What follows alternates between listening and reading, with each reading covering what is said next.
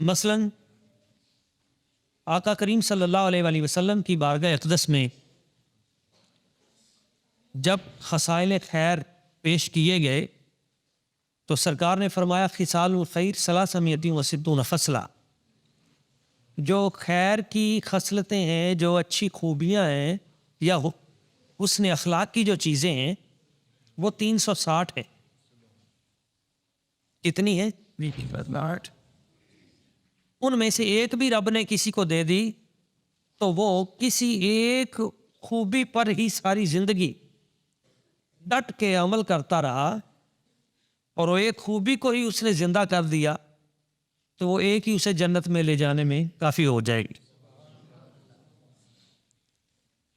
تو حضرت ابوبکر صدیق رضی اللہ تعالیٰ عنہ کھڑے ہوئے اور عرض کیا فی احد منہا یا رسول اللہ، آقا ان 360 اچھی خصلتوں میں کوئی ایک آدھی مجھ میں بھی ہے؟ یہ عاجزی تھی ان کی کہ حضور ان میں کوئی ایک آدھی خوبی ہم میں بھی۔ تو حضور نے فرمایا کلھا فیک یا ابا بکر، اے ابو بکر صدیق میری امت میں تو وہ ہے جسے رب نے ساری کی ساری خوبیاں اکٹھی کر کے دی۔ تو یہ بہت بڑی بات ہے۔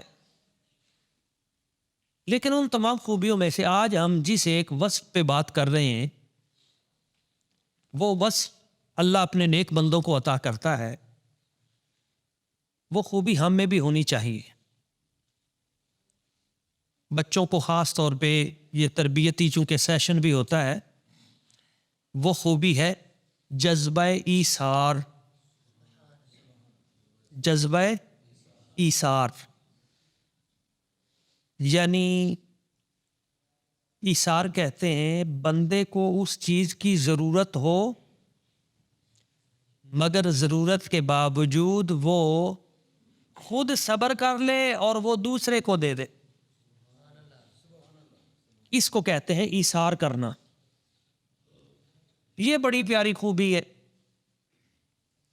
اور قرآن مجید میں ہے کہ نبی پاک صلی اللہ علیہ وآلہ وسلم کے جو صحابہ ہیں ان کا یہ وصف ہے، ان کی یہ خوبی ہے وَيُؤْثِرُونَ عَلَىٰ أَنفُسِهِمْ وَلَوْ كَانَ بِهِمْ خَصَاصَةٌ، اپنی جانوں پر وہ دوسروں کو ترجیح دیتے ہوئے ایثار کرتے ہیں اگرچہ انہیں شدید تکلیف ہی کیوں نہ ہو۔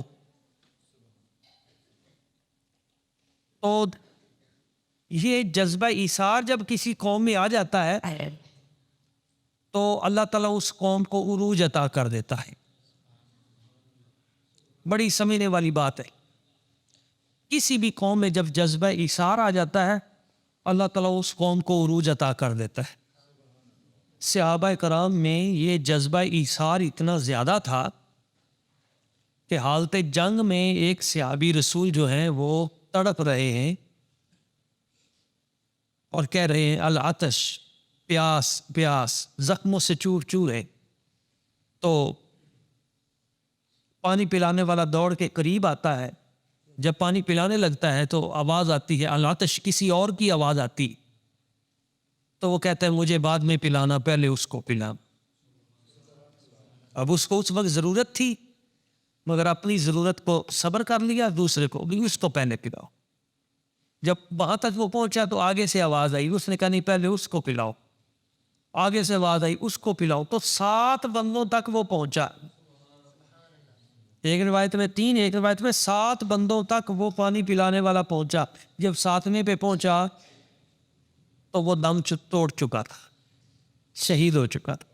جب 6 پہ واپس آیا تو وہ بھی شہید ہو چکا۔ جب 5ویں پہ آیا تو 7 کے 7 ہی شہید ہو گئے اور وہ پانی کسی نے بھی نہ پیا۔ اسے کہتے ہیں کہ جذبہ ایثار۔ اور جب ایک دوسرے کا اتنا جذبہ ایثار تھا وہاں تو اللہ نے اس قوم کو پوری دنیا کے اوپر حاوی کر دی، برکتیں عطا کر دی، اور پھر وہ صحابہ بنے، وہ ستارے بنے، مصطفیٰ کریم صلی اللہ علیہ وآلہ وسلم کی ذات برکات سے جنہیں فیض ملا، یہ شان ملی۔ ایک گھر میں غربت ہے پورے محلے میں، تو ایک نے کہا کہ یہ ایک سیری آئی ہے تو چلو یہ دوسرے گھر میں بھیج دی جائے، جانور کی سیری، چلے ہم آج فاقہ کر لیتے ہیں وہ کچھ نہ کچھ کھا لیں۔ انہوں نے کہا کہ ہماری تو خیر ہے، ہم سائے نہ کہیں بھوکے رہ گئے، قیامت والے دن پوچھو، چلو اگلے گھر میں بھیج دیتے۔ تو اس طرح وہ پورے اس محلے میں سے ہر گھر سے سری چکر لگا کے پھر اسی پہلے گھر میں واپس آ گئے۔ اتنا جذبہ تھا۔ اور یہ جذبہ ایثار جب ہم دیکھتے ہیں حضرت سیدنا ابو بکر صدیق رضی اللہ تعالیٰ عنہ کی سیرت ہوئی تو اور ہی نکھر کر سامنے آتا۔ نبی پاک صلی اللہ علیہ وآلہ وسلم آپ نے فرمایا بھئی کون ہے جو اس کار خیر میں حصہ لے، اور غزوہ تبوک کے موقع پر جنگ کے لیے ہمیں ضرورت ہے پیسے کی، سفر کرنا ہے، غلے کی ضرورت ہے، سواریوں کی ضرورت ہے، تو کسی نے اونٹ دیا، کسی نے اونٹ کی رسی دی، کسی نے کچھ غلہ دیا، کوئی کھجوریں لے کے آیا، ہر ایک اپنی اپنی طاقت کے مطابق۔ اور اس دن حضرت عمر فاروق رضی اللہ تعالیٰ عنہ آپ فرماتے ہیں ہر میدان میں حضرت صدیق اکبر آگے نکل جاتے ہیں۔ آج میں کوشش کروں گا کہ یہ ریکارڈ جو ہے نا، تو انہوں نے اپنے گھر کا جو مال ہے وہ 2 حصوں میں تقسیم کیا۔ یہ بہت بڑی قربانی تھی۔ پورے گھر میں سے آدھی چیزیں گھر رکھی اور ہر شے میں سے آدھی جو چیزیں ہیں وہ حضور کی بارگاہ میں پیش کر۔ سبحان اللہ، اتنی قربانی دی ان لوگوں نے۔ اور پھر دیکھنے لگے، اتنے میں وہ رفیق نبوت بھی آ گیا۔ تھوڑی دیر گزری تو پھر وہ حضور کا یار آ گیا، اور کس شان میں آیا کہ گھر کا سارا سامان یہ اکٹھا داخل، سارے گھر میں جھاڑو دے کر کوئی چیز گھر میں نہیں رہنے دی، اور جھاڑو کو بھی ساتھ ہی رکھ لیا۔ اور حضور نے پوچھا ماں بقیت فی بیتک، ابو بکر گھر میں کیا چھوڑ کے آئے؟ اب تیت لہم اللہ و رسول، پروانے کو چراغ تو بلبل کو پھول، بس صدیق کے لیے ہے خدا کا رسول بس۔ یہ ہے انصاف، یہ ہے جذبہ، سب کچھ حضور کی بارگاہ میں نظرانہ پیش۔ حضور نے فرمایا بھائی کون ہے جو بلال کو آزاد کروائے گا؟ یہ میں کرواؤں گا۔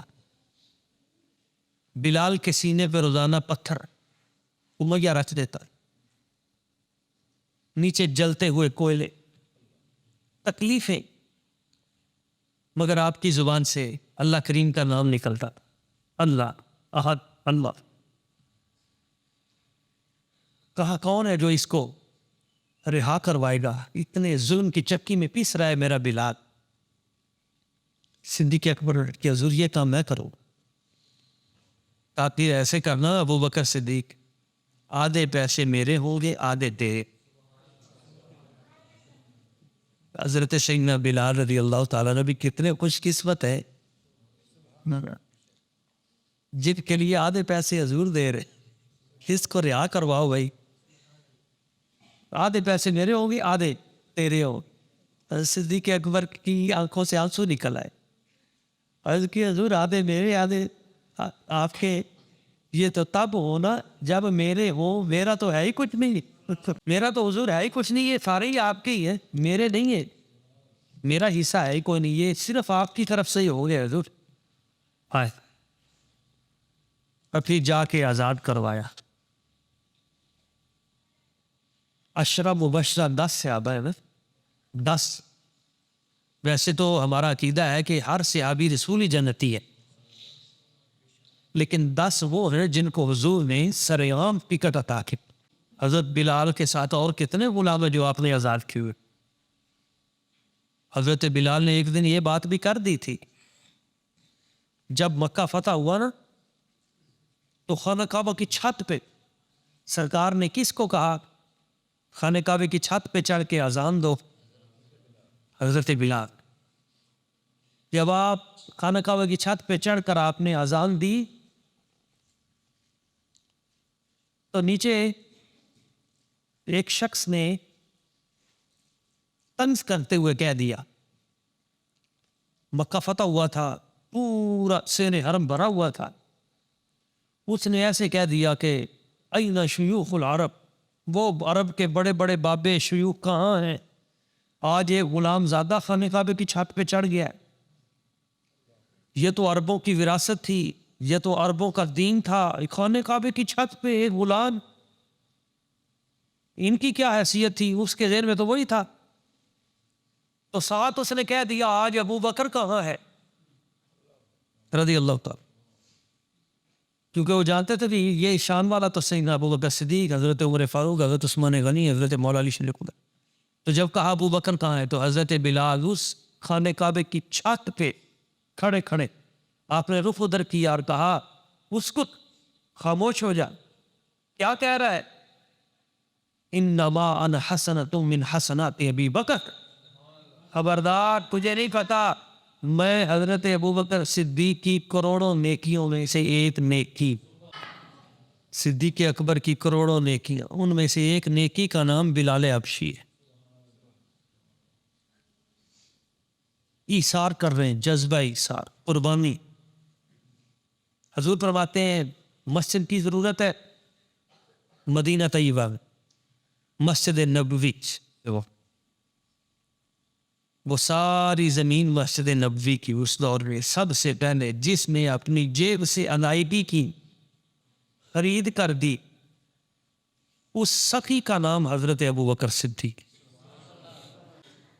اب جس نے یہ سب لے کے دیے، جس نے یہاں پہ، تو ظاہر ہے جب تک یہاں پہ لوگ نماز پڑھتے رہیں گے تو آپ کی نمازوں کا اجر اللہ تعالیٰ اسے بھی دیتا رہے گا۔ تو مسجد نبوی شریف میں آج بھی جو نماز پڑھتا ہے، سیدہ عائشہ صدیقہ رضی اللہ تعالیٰ عنہ ام المومنین، آپ لخت جگر نور نظر ہیں حضرت سیدنا صدیق اکبر کی۔ ایک دن ان کی خادمہ ہے نا موجود، تو باہر سے کسی سائل نے دروازہ کھٹکھٹایا، کچھ دے دیجئے اللہ کے نام پہ۔ تو گھر میں دیکھا تو اس وقت صرف ایک روٹی تھی، اور حضرت سیدہ عائشہ صدیقہ ام المومنین رضی اللہ تعالیٰ عنہ آپ نے روزہ بھی رکھا ہوا تھا، اور افطاری کے لیے وہی ایک روٹی پڑی تھی۔ تو آپ نے اپنی خادمہ سے کہا کہ وہ روٹی اس کو دے دو۔ تو عرض کیا حضور آپ نے افطاری بھی تو کرنی ہے اور گھر میں تو اور کچھ ہے بھی نہیں۔ تو فرمایا نہیں اس کو دے دو، اسے ایثار کہتے ہیں۔ تو وہ روٹی کا ٹکڑا دیا اور وہ سائل لے کے چلا گیا، اور جب افطاری کا وقت ہوا تو باہر سے ایک بھرا ہوا ایک خان نعمتوں کے ساتھ، اور اس میں گوشت تھا، وہ آپ کے گھر کسی نے پہنچا دیا۔ تو سیدہ عائشہ صدیقہ رضی اللہ تعالیٰ عنہ آپ نے افطاری کے وقت اس خادمہ کو بلایا اور کہا یہ گوشت کھاؤ، یہ اس ٹکڑے سے بہتر۔ اب یہ تربیت تھی حضرت سیدنا صدیق اکبر رضی اللہ تعالیٰ، یہ جذبہ ایثار۔ میں کہتا ہوں اتنا بڑا جذبہ ایثار آپ کو کائنات میں کہیں نہیں ملے گا کہ آخری لمحات ہیں اور حضرت عمر فاروق رضی اللہ تعالیٰ عنہ حضرت عائشہ صدیقہ کے پاس اپنے بیٹے کو بھیج رہے اور کہہ رہے ہیں کہ یہ جو حضور کی قبر مبارک کے ساتھ آپ نے اپنی تدفین کے لیے جگہ رکھی ہوئی ہے، یہ حجرہ آپ کا ہے، تو اگر آپ نے جہاں ساتھ حضور کے دفن ہونا ہے اگر وہ جگہ آپ مجھے دے دے تو آپ کا احسان ہوگا۔ جو زخموں سے چور چور تھے، حضرت جناب عمر فاروق رضی اللہ تعالیٰ عنہ خنجر لگے ہوئے تھے، تو اماں جی سیدہ عائشہ صدیقہ رضی اللہ تعالیٰ عنہ ام المومنین کا جذبہ ایثار دیکھیے۔ فرمائی یہ تو جگہ میں نے اپنے لیے رکھی تھی کہ حضور کے ساتھ، اور اس سے اعلیٰ جگہ تو کائنات میں ہے ہی نہیں، لیکن اے عمر تو وہ ہے جو میرے رب کی مراد ہے، مصطفیٰ کی مراد ہے، تو مراد رسول ہے۔ نبی پاک صلی اللہ علیہ وسلم نے آپ کو رب کی ذات ببرکات سے طلب کیا تھا، تو میں یہ جگہ تمہیں دیتی۔ مومنوں کی ماں نے وہ جو جذبہ ایثار کیا وہ آج بھی گنبد خضرا میں نظر آ رہا۔ میرے آقا کریم صلی اللہ علیہ وسلم کا جذبہ ایثار آپ دیکھیں۔ امام غزالی بیان فرماتے ہیں کیمیاء سعادت میں ایک بار حضرت موسیٰ علیہ السلام نے عرض کیا یا اللہ میں تیرے حبیب کے مداری دیکھنا چاہتا ہوں، یعنی نبی پاک صلی اللہ علیہ وسلم کے جو درجے، یا اللہ مجھے وہ تو دکھا۔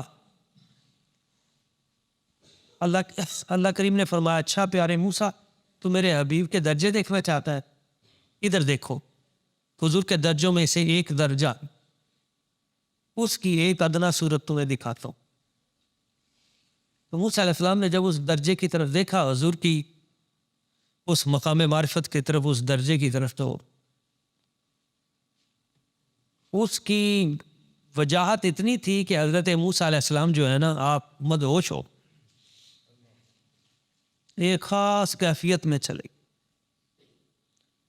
پھر جب کافی وقت کے بعد دوبارہ بحال ہوئی طبیعت، تو اللہ کریم کی ذات برکات نے فرمایا کہ یازا یہ کیا تھا، یہ تو اتنا اعلیٰ کمال درجہ کہ جس کا تحمل ہی مجھ سے نہیں ہو سکا، ایسی خاص تجلی۔ تو فرمایا یہ جو حضور کے آپ کی کروڑوں صفات اور آپ کی خوبیاں اور کمالات ہیں، ان میں سے جو صفت ایثار ہے نا، جذبہ ایثار، یہ اس کا پہلا درجہ ہے۔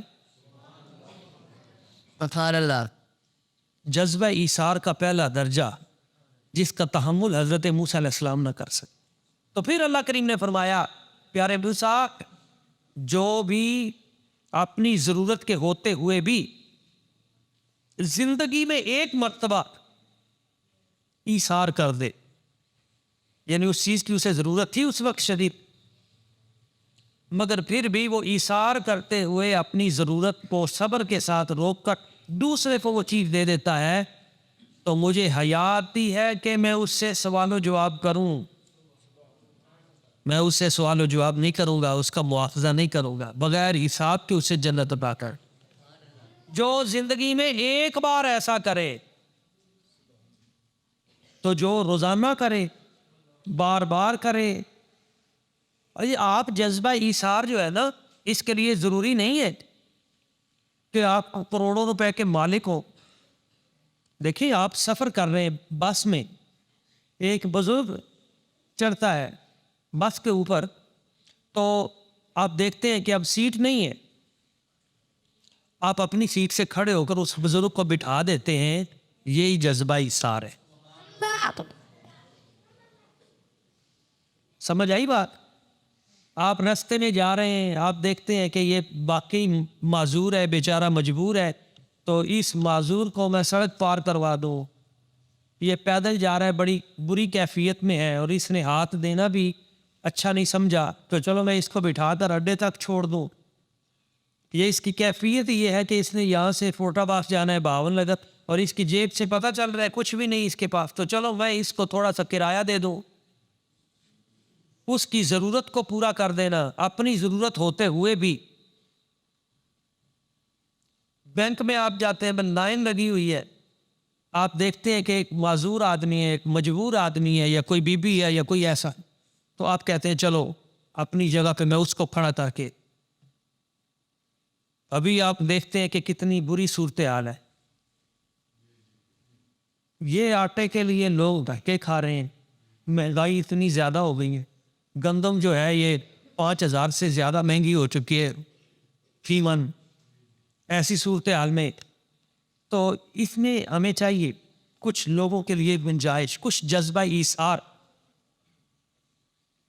کیونکہ تقریر صرف سننے کے لیے نہیں ہوتی، تقریر عمل کے لیے ہوتی۔ چھوٹی چھوٹی چیزوں میں ہم ایثار کر سکتے ہیں، اور یہ بہت بڑی چیز ہے، یہ بہت بڑی چیز۔ یہ ایک بزرگ ہے حضرت خواجہ ابو الحسن نوری رحمۃ اللہ تعالیٰ علیہ، داتا صاحب نے بھی ان کی بڑی شان بیان کی ہے، امام غزالی نے ان کی شان بیان کی ہے، بڑے بڑے اولیاء نے ان کی شان بیان کی ہے۔ حضرت خواجہ ابو الحسن نوری ایک سلسلہ نوریہ ہے جس کے بانی وہ ہے حضرت خواجہ ابو الحسن نوری رحمۃ اللہ تعالیٰ علیہ۔ اچھا ان کے یہاں تھوڑا سا یہ قوالی کا تھا سلسلہ اور کچھ اس طرح، تو وقت کا جو بادشاہ تھا، جو خلیفہ، اس کے پاس جو اس کے کچھ قریب لوگ تھے، نیک لوگوں کے حاسد بھی بڑے ہو جاتے، انہوں نے بادشاہ سے کہا یہ بندہ ٹھیک نہیں ہے، یہ پوری جماعت جو ہے نا یہ سلسلہ نوریہ یہ زندیق لوگ ہیں، معاذ اللہ سما معاذ اللہ، تو ان کو قتل کرو۔ تو بادشاہ نے کہا ٹھیک ہے۔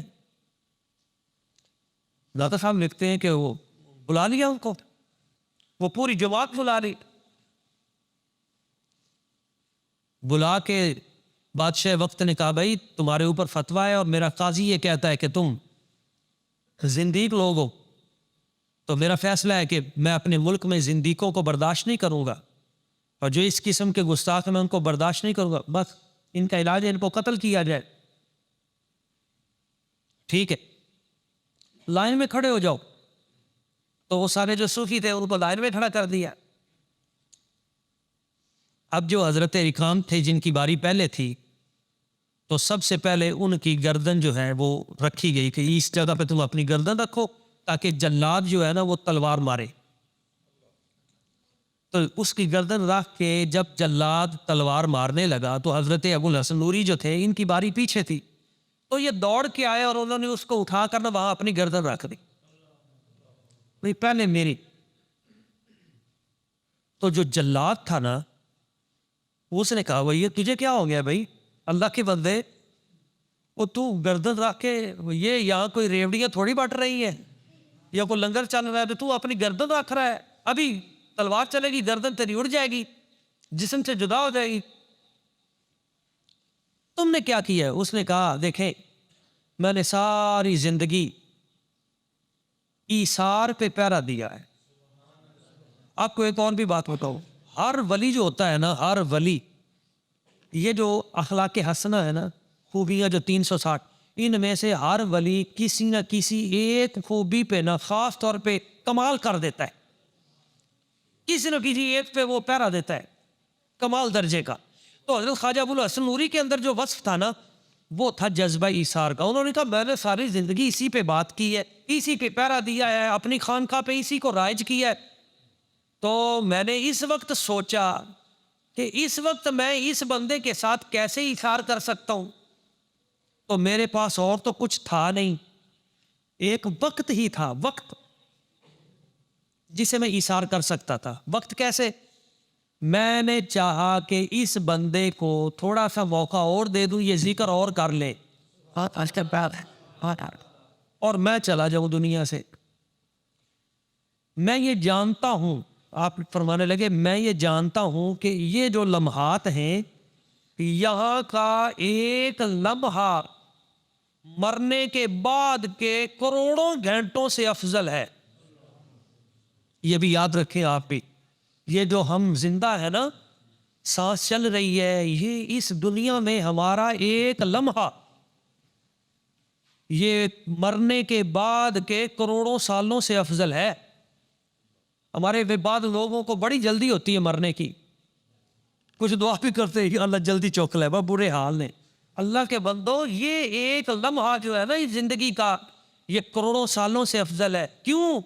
ابھی تمہارے پاس موقع ہے کچھ نیکی کرنے کا، پھر کروڑوں سالوں میں تم ایک لمحے والی نیکی بھی نہیں کر سکتے، اب کر سکتے ہو۔ یہ لمحات افضل ہے، ان کی قدر کرو، اپنے وقت کو ضائع نہ کرو۔ اللہ کے ولیوں کے ہاں سب سے جو قیمتی چیز ہے نا وہ وقت ہے، اور جو سب سے بری چیز ہے ولیوں کے ہاں وہ غفلت ہے، سب سے خطرناک چیز وہ غفلت۔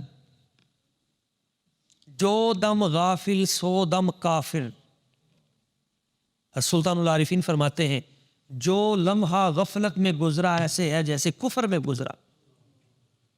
تو غفلت کیا ہے کہ ہم کبھی موبائل پہ اپنا وقت ضائع کر رہے ہیں، کبھی کوئی پروگراموں پہ، کبھی کوئی ٹی وی پروگراموں پہ، ہم نہ قرآن کی طرف نہ دین کی طرف نہ ذکر، ہماری زبان ذکر تو کرتی رہے نا۔ تو اس وقت انہوں نے حضرت خواجہ ابو الحسن نوری وہ کہنے لگے کہ میرے پاس اس وقت اور تو کچھ ہے نہیں، تو سب سے قیمتی چیز جو ہے وہ وقت ہی ہے، تو میں نے کہا میں اپنا وقت اس کو ایثار کر دوں، میں پہلے چلا جاؤں اس کو بعد میں۔ تو میں نے اس لیے گردن اپنی رکھی ہے۔ تو وہ جو جلاد تھا نا تلوار مارنے والا، لمحات کا ایثار، اور ایک ہوتا ہے جان کا ایثار، اپنی جان اس کا ایثار کرنا۔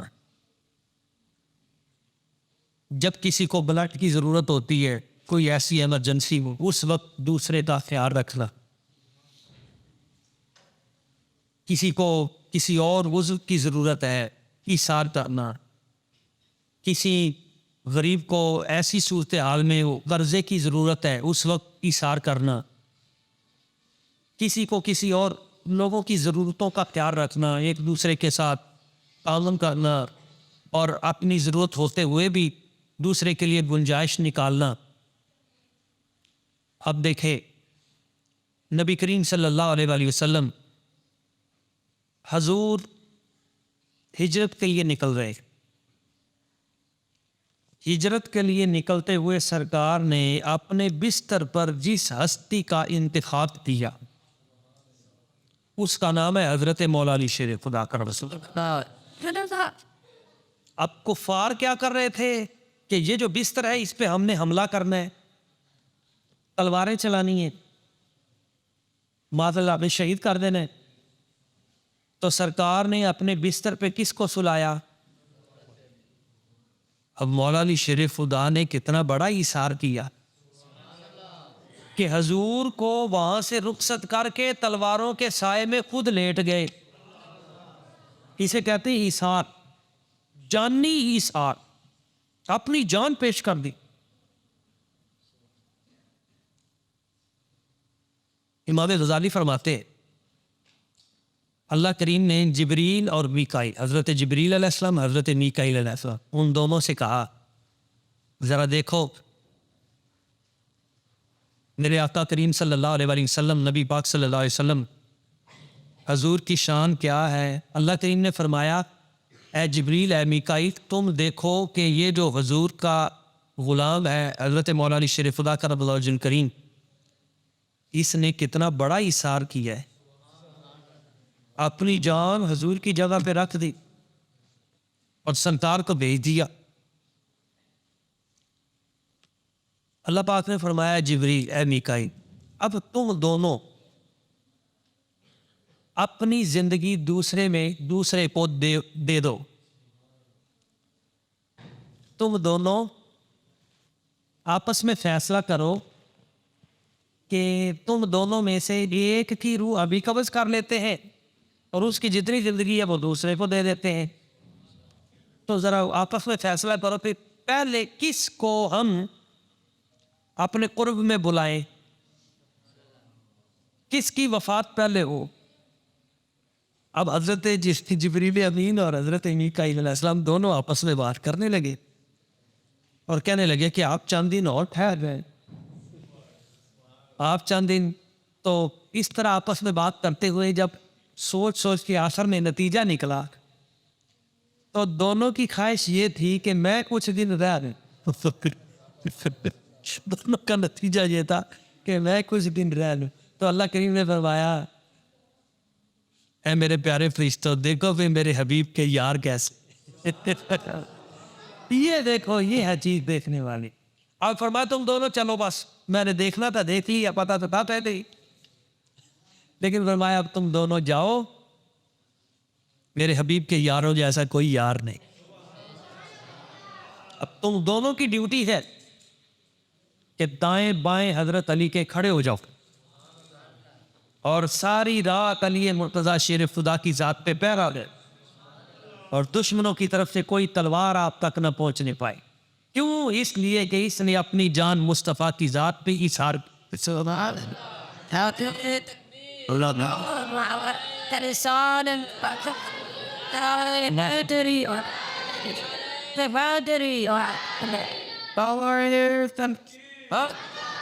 اب ادھر دیکھیں، ادھر یہ ایثار ہے اور غار کے اندر دوسرا ایثار ہے، وہ بھی بڑھ کر ہے، وہ بھی بڑھ کر ہے، کیونکہ ادھر تو دشمن باہر کھڑا ہے نا، ابھی دیواریں پھلانگ کے اندر آیا نہیں، مگر ادھر تو دشمن نے پاؤں پہ ڈس لیا اور ہلاکت قریب ترین پہنچ گئی اور زہر نے اپنا پورا اثر بھی کر دیا۔ صدیق بلکہ غار میں جان ان پہ دے چکے اور حفظ جان تو جان فروز برد کی ہے۔ ثابت ہوا کہ جملہ فرائض فرو ہے، اصل الاصول بندگی استاجور کی ہے۔ وہ بھی ایثار کی کیفیت ہے کہ اپنی جان حضور نبی پاک صلی اللہ علیہ وسلم آپ کی جان پر قربان نہیں کی. آئے ہے صدیق اکبر نے اپنی جان حضور کی جان پر قربان نہیں کی.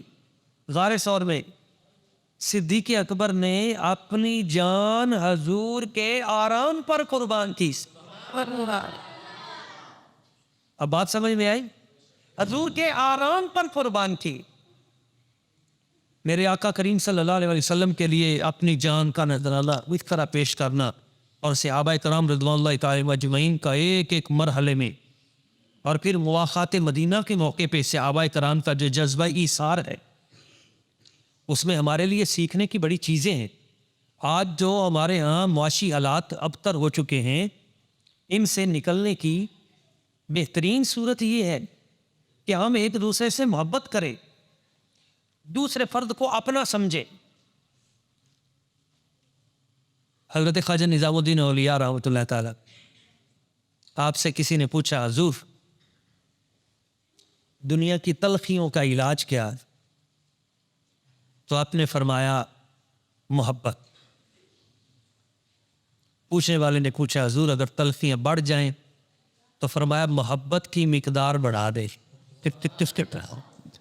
اس وقت ہمارا معاشرہ جو ہے اس میں جو ہوس پیدا ہو چکی ہے اور مفاد پرستی کا جو جذبہ پیدا ہو چکا ہے غلط.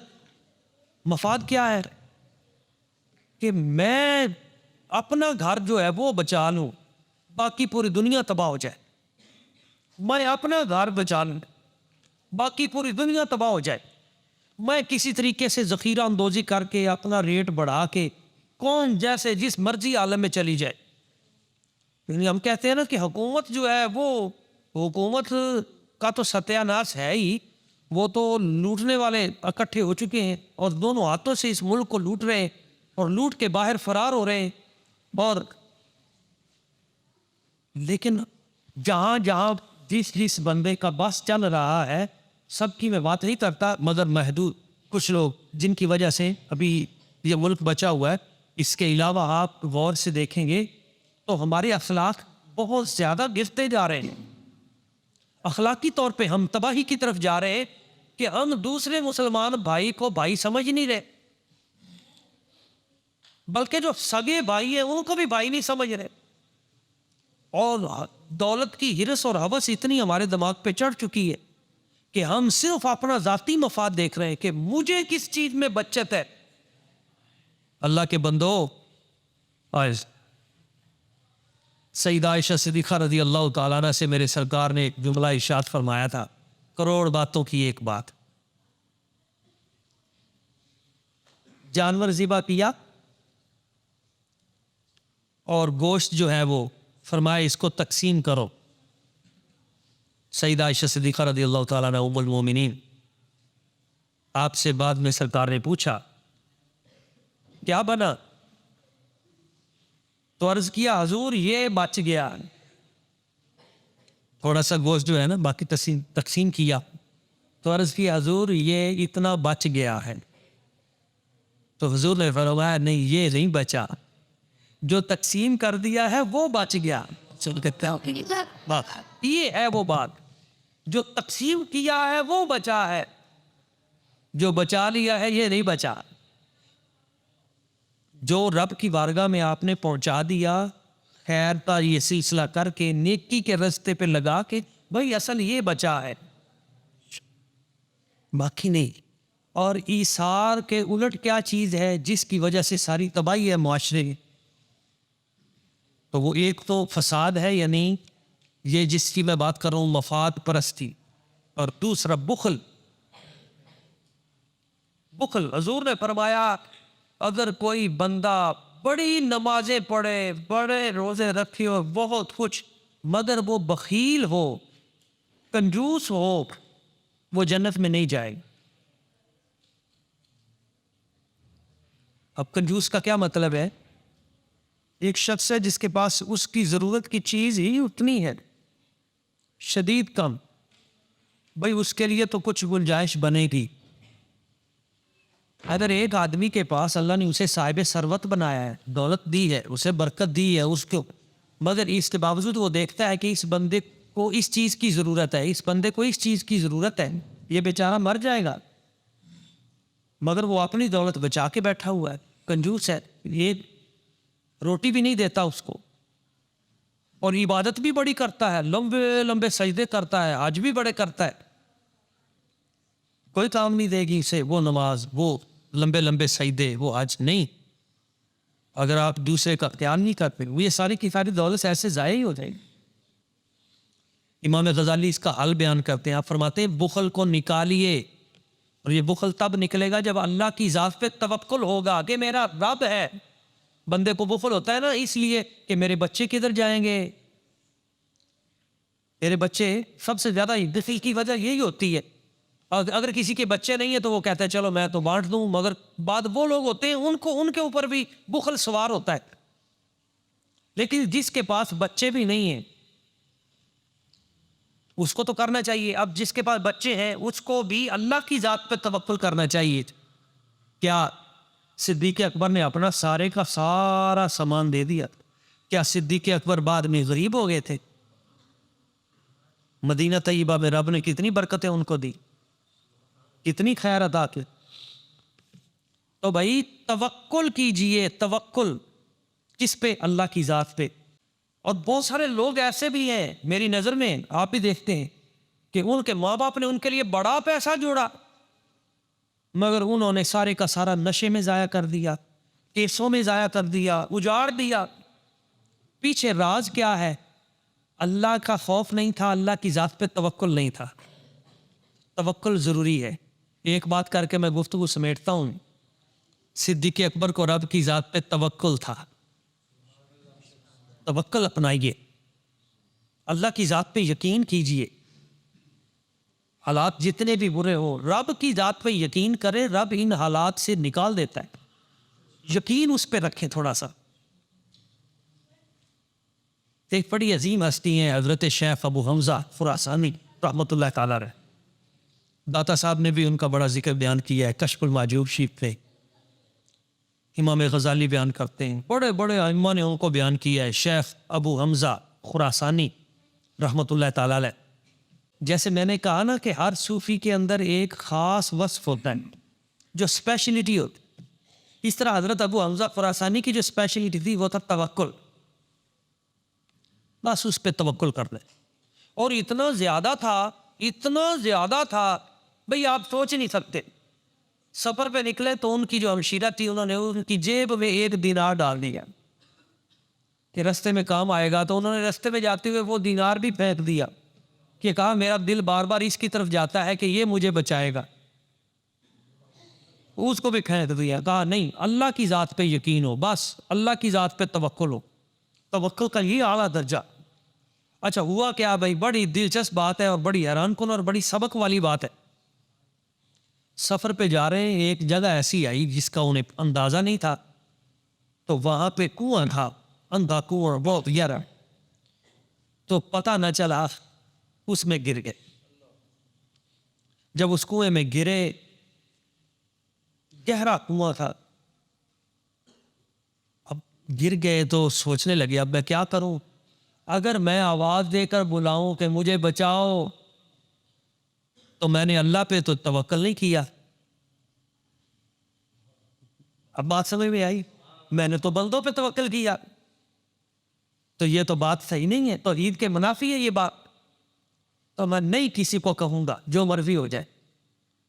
ایک دن گزر گیا، دوسرا دن بھی گزر گیا، تیسرا دن بھی گزر گیا، 3 دن گزر گئے، کنویں کے اندر ہی پڑے رہے، کہا نہیں کسی کو کہوں گا، وہ جانے اس کا کام جانے۔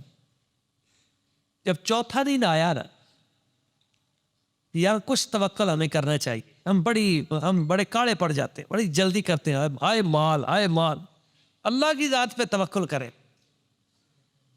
جب چوتھا دن آیا تو وہاں سے کچھ بندے گزرے، انہوں نے کہا یار ادھر کنواں ہے تو کہیں کوئی گر نہ جائے اس میں، تو ایسا کرتے ہیں اس کنویں کو بند کر دیتے، اس کنویں کو بند کر دیتے ہیں، کہیں کو بیچارہ اس کے اندر گر کے مر نہ جائے۔ تو انہوں نے کہا بھی پھر ٹھیک ہے، لکڑیاں لے کے آؤ، کانے لے کے آؤ جسے کہتے ہیں، کچھ مطلب مٹی لے کے آؤ. اب وہ اندر سے گھبرائے کہ بھائی اللہ کے بندو، بھائی کوئی گر نہیں جائے گا، اندر بندہ گرا پڑا ہے. 3 دن ہو گئے، 4تھا دن گزر رہا ہے، کوئی چیز کھائی پی بھی نہیں. لیکن کہنے لگے بیٹا اب تو امتحان کا وقت ہے، نہیں بولنا، چپ کر. نفس کو کہا بند، خبردار. وہ جانے، انہوں نے اوپر سے وہ لکڑیاں، کھانے، مٹی پھینکنی شروع کر دی، بند کر دیا. اور وہ جوان نہیں بولا اور بند کر کے چلے، اور بالکل بند کر کے چلے. اب اس کو یقین ہو گیا کہ بھائی اب بند. لیکن بندہ مرد تھا. کوئی ایسا مرد ملے جس کا رب پہ اتنا یقین ہو کامل، اور نگاہ کر کے ہمارے دلوں کے گند سب نکال دے اور صرف اس کے ساتھ جوڑ دے. اصل کمال ہے، اور اپنی حاجت، اپنا تعلق صرف اس کے ساتھ بندے کا ہو جائے، غیر کا خیال ہی نہ آئے. اصل کمال یہ. اب جب یہ کیفیت بنی، اچھا رات کے وقت وہ نہ کرتے رہے، کہتے کوئی نہیں یا اللہ جیسے تو راضی، بس. نہیں میں نے نہیں، پہلے نہیں کہا، اب تو بند ہو گیا، رستے ہی بند ہو گئے، لیکن میرا توکل تجھ پہ ہی ہے، مجھے یقین ہے کہ تو مجھے بچائے گا ضرور. اب اس کیفیت میں بھی یقین ان کا بھرپور تھا. تو پچھلی رات جب ہوئی تو پچھلی رات انہوں نے دیکھا کہ وہ جو بند کنواں ہے اس میں سے ایک نا ہلکی سی روشنی کی ایک لکیر آنی شروع ہو گئی. وہ بڑے حیران ہوئے کہ بھئی یہ روشنی کی لکیر کیسے ہے. تو تھوڑی دیر کے بعد دیکھتے رہے تو دیکھتے دیکھتے دیکھتے وہ روشنی کی لکیر تھوڑی سی بڑھنے لگی. تو بڑھتے بڑھتے انہوں نے دیکھا کہ ایک رسی ہے جو نیچے آ رہی. اچھا انہوں نے کہا چلو بھئی اس کو تو دیکھوں بھی ہے کیا. تو وہ رسی آہستہ آہستہ آہستہ آہستہ ان کے سر سے آ کے لگی. اب جب سر سے آ کے لگی، انہوں نے دیکھا جب غور سے تو وہ رسی نہیں تھی، وہ سانپ تھا. سانپ تھا، اژدہا تھا، بہت موٹا بڑا، اور وہ اس کی دم تھی. اس کا چہرہ اس طرف تھا اور دم نیچے تھی، اور وہ اس کے اس طرح گلے میں آ کے نا ایسے. اور جب اس نے یہ دیکھا نا تو کہا ہاں اب کوئی یہ غیر معمولی بات ہے. اب دیکھیں میں نے تو نہیں کہا، نہ میں نے عرض کیا، میں تو چپ. اب یہ خود جو آ گیا ہے نا، اس کا مطلب ہے یہ غیر معمولی بات ہے، اب اس میں کوئی راز ہے. تو انہوں نے بھی اس دم کو پکڑ لیا. اب جب پکڑا تو اس نے باہر نکلنا شروع کر دیا. اب یہ بندہ باہر نکل گیا. اب جیسے ہی باہر نکل کے اس نے دیکھا تو وہ اژدہا غائب ہو گیا. جب وہ غائب ہوا تو غیب سے آواز آئی، میرے بندے تیرا یہ توکل صحیح نہیں تھا، تیرا یہ توکل عبادت صحیح نہیں تھا، مگر تو نے چونکہ ہم پہ توکل کر لیا تھا تو تیرے کرنے کی وجہ سے ہم نے تیرے ساتھ کمال یہ کیا کہ ہم نے موت کو تیرے لیے زندگی بنا کے بھیج دیا. یہ اژدہا جو ہوتے ہیں یہ موت کی علامت تھی، مگر ہم نے موت میں سے تجھے زندگی سے بھیج. داتا صاحب کہتے ہیں ایسے توکل، اور یہ توکل ہمیں ملے گا حضرت صدیق اکبر کی سیرت. ان ہستیوں کو پڑھے، ان ذوات مقدسات کو پڑھے، ان کے ساتھ جڑے، اپنے بچوں کو ان کے ساتھ جوڑیں. ان ہمارے صوفیاء کی کتابیں انہیں اپنے گھروں میں رکھیں. زیادہ نہیں تو 1 صفحہ 2 صفحے اتنا پڑھ لیا کریں، کچھ نہ کچھ ضرور پڑھیں. اس کی برکت یہ ہوگی کہ آپ کے دل سے یہ دنیا کی ہرس، ہوس، لالچ اور مفاد اور یہ چیزیں یہ کم ہوتی جائیں گی، اور اللہ تعالیٰ کی رضا، خوف، جذبہ ایثار، توکل، یہ چیزیں بڑھتی جائیں گی. اور جیسے جیسے یہ چیزیں بڑھیں گی ویسے ویسے معاشرے میں خیر آئے گی.